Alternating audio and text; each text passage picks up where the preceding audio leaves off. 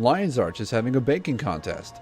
Kit, wanting to do something relaxing after her last adventure, decided to sign up. The rules of the contest were simple.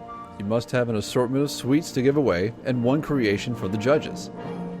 Kit doesn't know too much about baking, so she decided to explore the market for inspiration. There were all kinds of goodies there.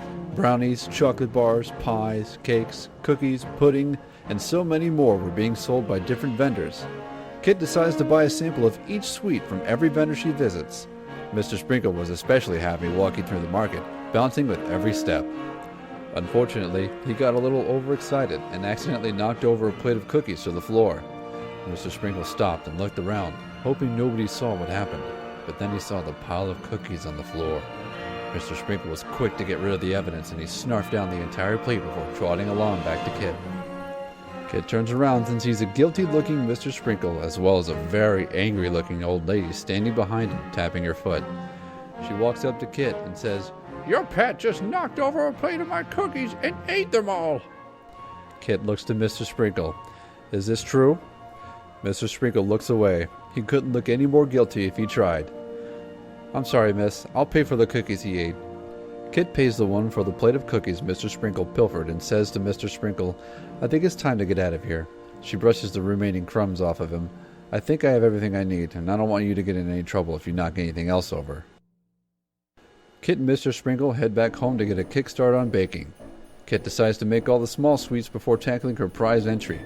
Instead of making many of one type of sweet, she decides to make a handful of many different kinds of sweets like the one she saw at the market. While she was making her giveaway sweets, Kit thinks about what her prize entry should be. "What should I make for the judges, Mr. Sprinkle? A pie? Perhaps a cake?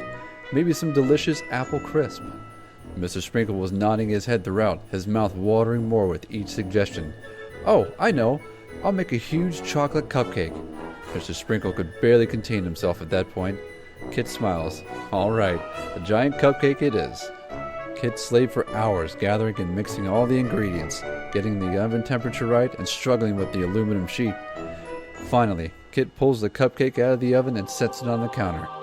Mr. Sprinkle was awestruck. He'd never seen a more perfect baked sweet. It was mesmerizing, pulling him closer, practically begging him to take a bite.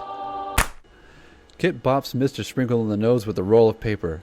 "Nuh-uh, this isn't for you and you know it. Besides, you ate an entire plate of cookies earlier." Kit picks up her prize entry and moves it away from Mr. Sprinkle to put the finishing touches on it.